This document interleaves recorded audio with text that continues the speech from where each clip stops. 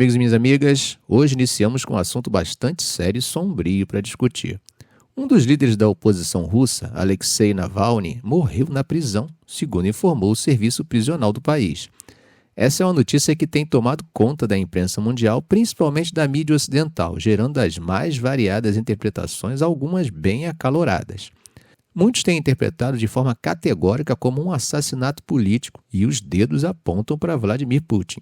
E essa interpretação se dá pelo fato de que Navalny, aos 47 anos, era um dos críticos mais agudos e persistentes a Putin. Ele estava cumprindo pena em uma prisão situada a cerca de 64 quilômetros ao norte do Círculo Ártico, onde foi condenado a 19 anos em um regime especial. Em um vídeo divulgado na prisão em janeiro, Navalny apareceu bastante magro e com a cabeça raspada. De acordo com um comunicado do Serviço Penitenciário Federal da região onde Navalny estava encarcerado, ele se sentiu mal após um passeio e quase imediatamente perdeu a consciência. Apesar de todas as medidas de ressuscitação terem sido realizadas, elas não tiveram resultados positivos. Os paramédicos confirmaram a morte do prisioneiro. E o Kremlin o que disse? Bom, eles disseram que o Putin foi informado sobre a morte, mas não deu mais informações. Curiosamente, Navalny parecia saudável quando apareceu por vídeo para um recurso de tribunal na quinta-feira. Falando da prisão, ele reclamou das frequentes multas que recebia enquanto estava em uma cela punitiva e até pediu ao juiz que lhe enviasse algum dinheiro, já que o seu estava acabando por causa dessas decisões. A causa da morte ainda não foi estabelecida, de acordo com o serviço da penitenciária. Vale lembrar que, no ano passado, Navalny foi tratado no hospital após reclamar de desnutrição e outros problemas de saúde devido ao alegado mau tratamento na prisão. O advogado de Navalny não confirmou imediatamente os relatos de sua morte, dizendo ao jornal Novaya Gazeta que a família de Navalny pediu para ele não comentar sobre os relatórios. Segundo Leonid Soloiev, seu advogado, Alexei teve um defensor em sua cela na quarta-feira, e tudo estava normal até então. Um assessor próximo também não confirmou os relatórios da morte de Navalny. Bom, mas quem era esse tal de Navalny? Ele era casado com Julia e pai de 2 filhos. Ele teve um momento bem especial compartilhado com o público em 14 de fevereiro. A equipe dele postou no Instagram dedicando à esposa dele palavras bem tocantes. Ele escreveu que sente a esposa perto dele a cada segundo e que o amor dele só aumenta. É daquelas coisas que mostram o lado humano por trás das manchetes, como nos vídeos em que aparece fazendo coração com as mãos ou desenhando um coração invisível com o dedo no vidro de um blindex. Bom, gente, eu gosto sempre de usar essas situações para refletir sobre as escolhas em uma reportagem, filme ou propaganda. Momento de afetividade tem o condão de gerar identificação, empatia e automaticamente simpatia com a imagem ou personagem que a produz. Mas vamos continuar. Em dezembro, antes disso, Navalny simplesmente desapareceu de um presídio na região de Vladimir. Ele estava lá cumprindo uma pena de 30 anos por acusações que ele sempre disse serem uma forma de retaliação política. Ele liderou a oposição contra o Kremlin nos anos 2010 e admitiu que não tinha esperança de ser solto enquanto Putin estivesse no poder.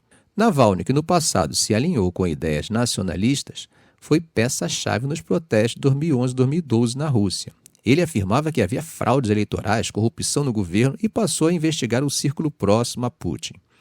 Os vídeos que ele compartilhou eram bem produzidos e chamavam a atenção das pessoas, revelando coisas como um palácio no Mar Negro, supostamente para uso pessoal de Putin, entre outras revelações que seriam identificadas como extravagâncias ligadas à figura de alto escalão do governo.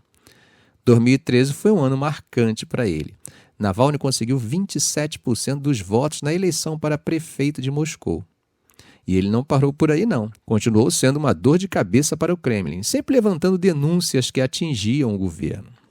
Mas a coisa tomou um rumo bem sério em 2020. Navalny entrou em coma depois de um suposto envenenamento por Novichok, que é uma substância química bem perigosa.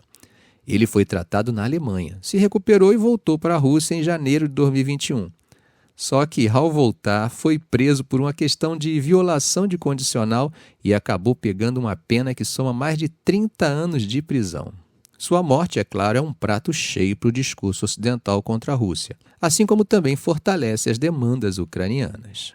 Bom, gente, por falar em Ucrânia, cada dia fica mais claro que a escassez de Kiev na guerra não se resume a munições, mas também a combatentes. Isso, que já comentamos em um vídeo ainda no ano passado, traz uma nova camada de desafio para Zelensky. Faz um ano desde que o comandante fundador do batalhão de Lobos da 20 da Ucrânia foi morto combatendo as forças russas.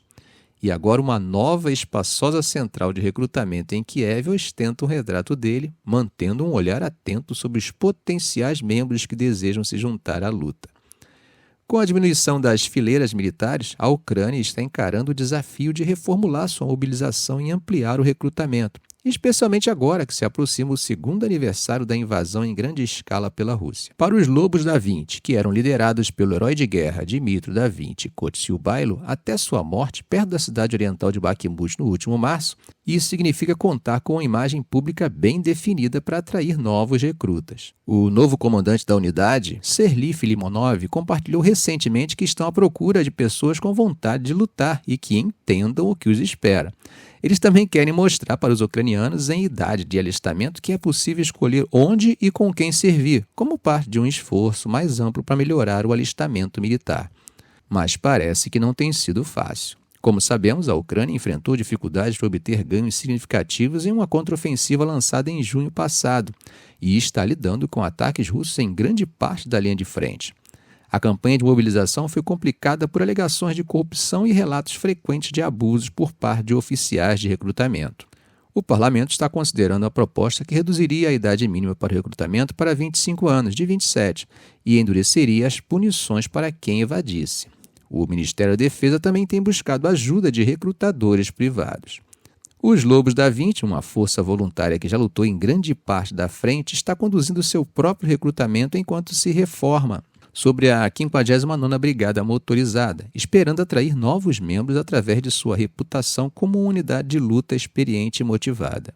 Kotsiubailo, que lutou contra as forças russas desde 2014 como parte de uma unidade nacionalista e foi nomeado herói da Ucrânia em 2021 pelo presidente Volodymyr Zelensky, deixou um legado importante.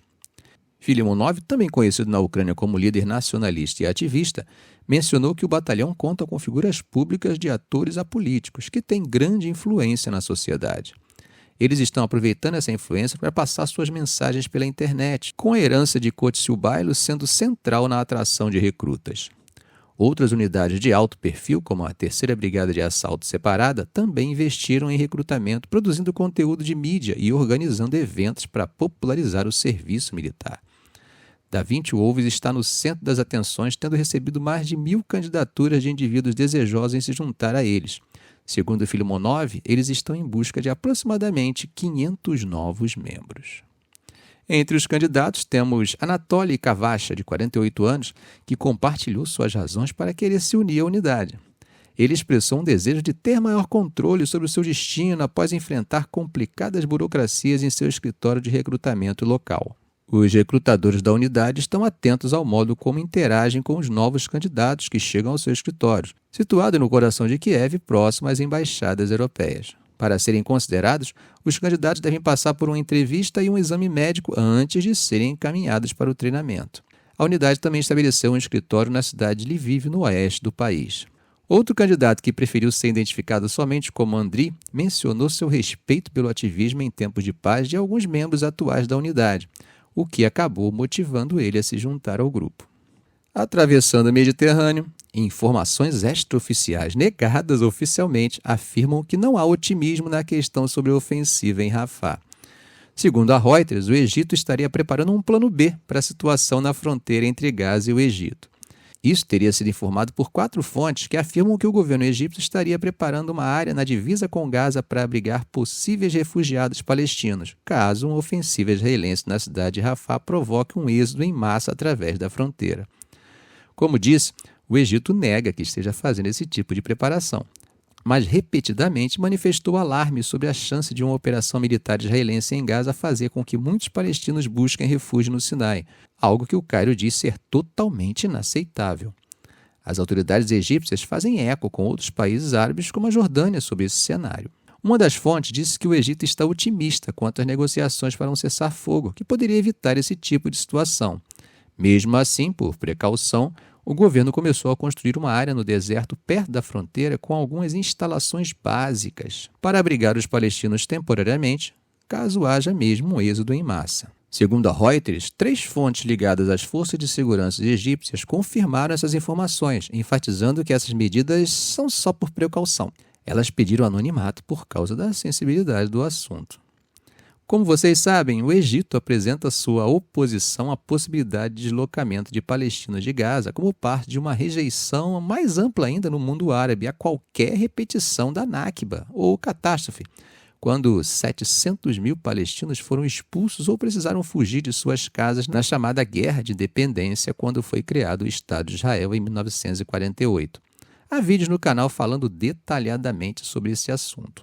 Bom, a primeira fonte disse que a construção desse acampamento emergencial começou há 3 ou 4 dias e que ele ofereceria abrigo temporário para palestinos que cruzassem a fronteira até que uma solução pudesse ser alcançada. No entanto, quando questionado pela imprensa sobre essas informações, o chefe do Serviço de Informação do Estado egípcio negou, dizendo que isso não tem fundamento na verdade e que nossos irmãos palestinos e o Egito disseram que não há preparação para essa possibilidade. Mas os sinais indicam que, apesar das negativas oficiais, os egípcios parecem estar se preparando para um possível êxodo de refugiados palestinos, caso a violência em Gaza piore. Vamos torcer para que as negociações de paz tenham sucesso e evitem mais sofrimento para o povo de Gaza.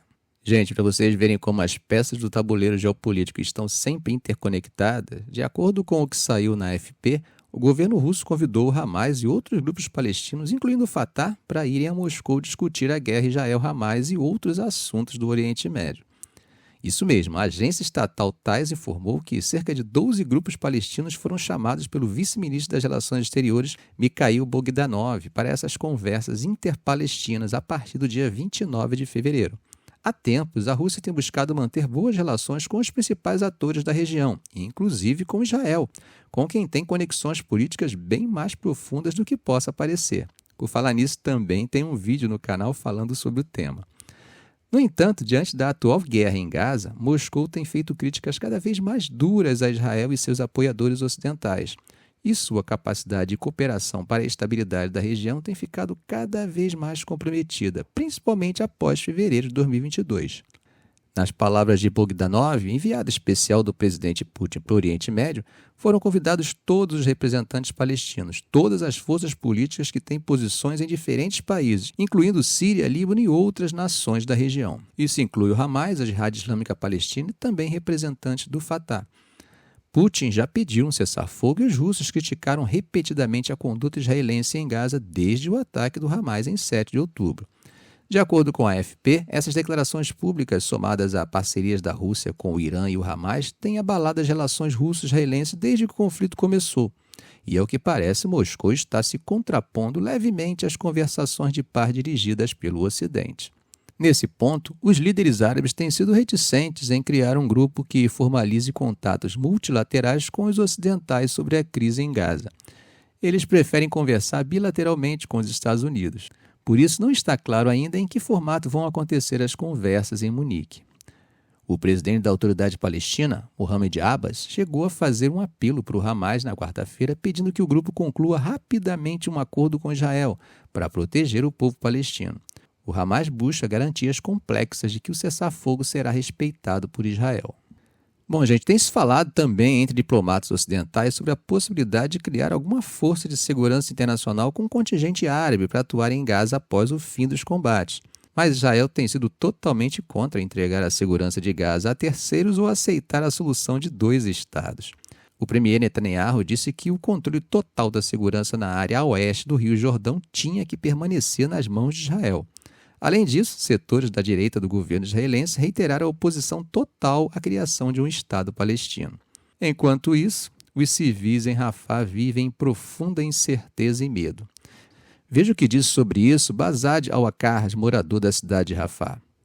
Em Rafah nos sentamos em tendas frágeis enquanto as bombas caem. Não há escapatória, só nos resta esperar o pior. Essa é a situação de absoluto desespero vivida pela população civil em meio aos ataques e à incapacidade das instituições multilaterais de encontrar ou impor, de fato, uma solução que proteja os civis, principalmente as crianças, os idosos e as mulheres. Enquanto isso, o secretário de Relações Exteriores do Reino Unido, David Cameron, tem liderado o apelo ocidental pelo reconhecimento de um Estado palestino antes do fim das negociações entre israelenses e palestinos. Os Estados Unidos, vejam só como as coisas se modificam. Disseram estar revendo sua política de reconhecimento, e a Alemanha apoia amplamente a iniciativa de Lord Cameron. Parecia algo impensável algum tempo atrás, mas até os Estados Unidos já cogitam antecipar o reconhecimento. Em sua mais recente visita à região, Blinken pediu um caminho prático com prazos definidos e irreversíveis para a existência de um Estado palestino vivendo em paz lado a lado com Israel. E completou: isso está ficando cada vez mais evidente. Mas o reconhecimento americano da Palestina, um passo enorme, exigiria que a autoridade palestina revitalizasse mais sua democracia. Mas é claro, isso incluiria Abbas conceder mais poderes ao premier Mohamed Shtayyeh. No fim de janeiro, Shtayyeh anunciou um programa abrangente de reformas, com nomeação de novos governadores regionais, depois que Abbas demitiu 12 em agosto, sem dar razões. Porém, o programa, que prevê maior independência do judiciário, não tem mecanismos de implementação, já que não há um parlamento eleito. Gente, há momentos na história em que o tempo passa por um processo de aceleração, e essa velocidade torna qualquer tipo de previsão impossível. Mas uma certeza podemos ter: quando o tempo voltar à sua velocidade normal, nada será como antes. Ficamos por aqui. Se esse vídeo foi útil para você, faça um comentário, compartilhe em suas redes sociais, dê um like. E é claro, se ainda não for inscrito, inscreva-se no canal e ative o sininho. Ok, gente? Um grande abraço do professor Arão Alves.